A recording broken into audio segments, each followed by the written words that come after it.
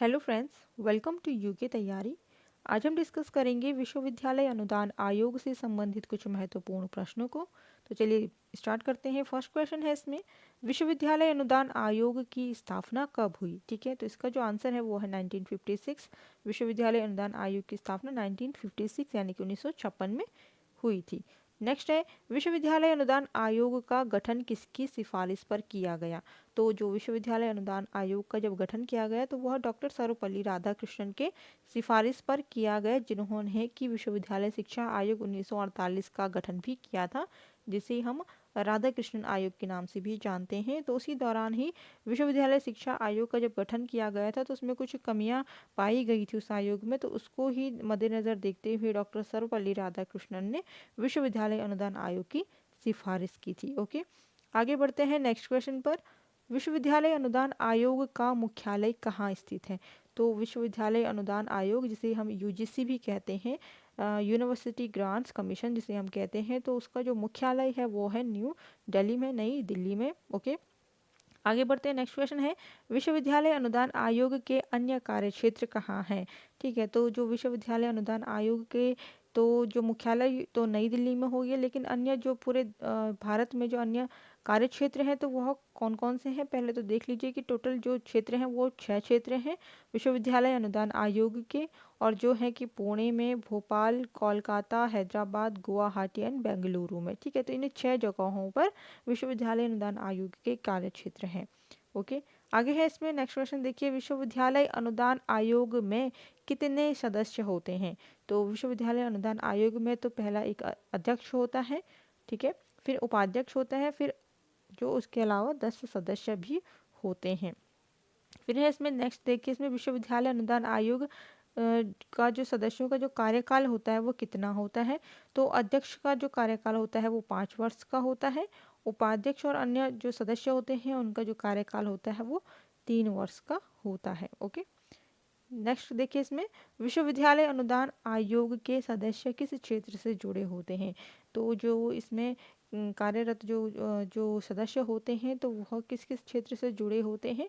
तो वह होते हैं कृषि उद्योग से, कानून जो क्षेत्र होता है उससे, एंड स्वास्थ्य क्षेत्र से। ठीक है, फिर नेक्स्ट क्वेश्चन देखिए, विश्वविद्यालय अनुदान आयोग यूजीसी का सुझाव किसके द्वारा दिया गया?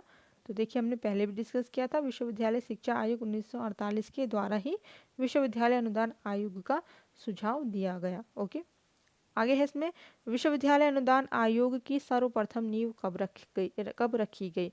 तो जो विश्वविद्यालय अनुदान आयोग है तो उसकी जो नींव थी वो सबसे पहले 28 दिसंबर 1953 में सबसे पहले इसकी नींव रखी गई थी।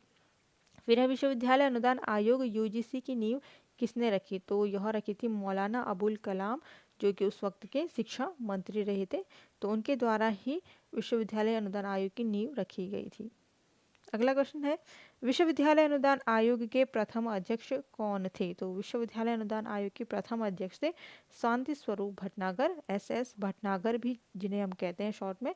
ओके, नेक्स्ट क्वेश्चन है इसमें, विश्वविद्यालय अनुदान आयोग के वर्तमान अध्यक्ष कौन है? ठीक है, तो प्रथम अध्यक्ष तो रहे शांति स्वरूप भटनागर, और जो वर्तमान में है वो है प्रोफेसर धीरेन्द्र पाल सिंह, जिन्हें कि 24 अगस्त 2020 को नियुक्त किया गया।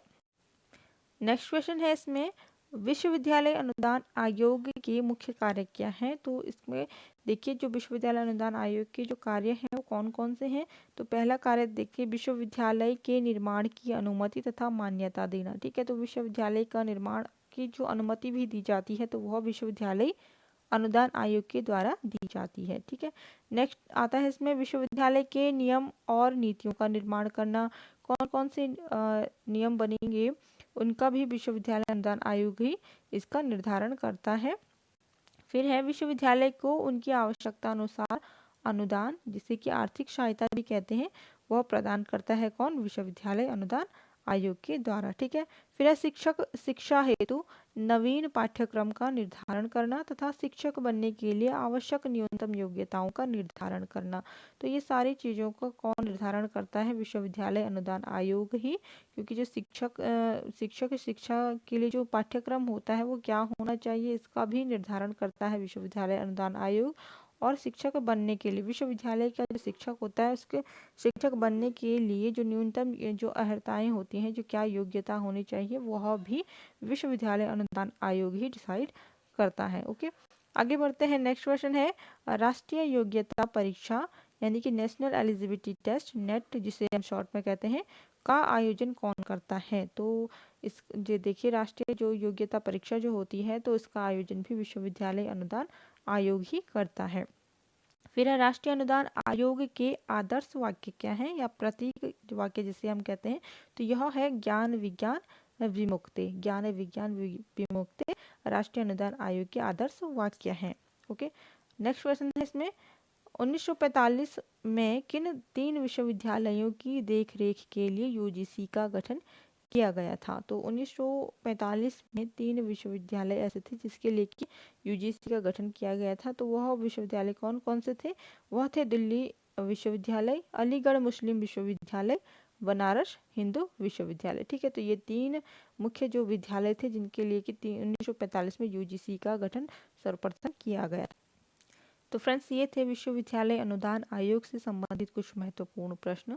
तो फ्रेंड्स वीडियो अच्छा लगा हो तो प्लीज़ लाइक शेयर सब्सक्राइब कर दीजिए चैनल को और वीडियो की नोटिफिकेशन पाने के लिए बेल आइकन भी दबा दीजिए।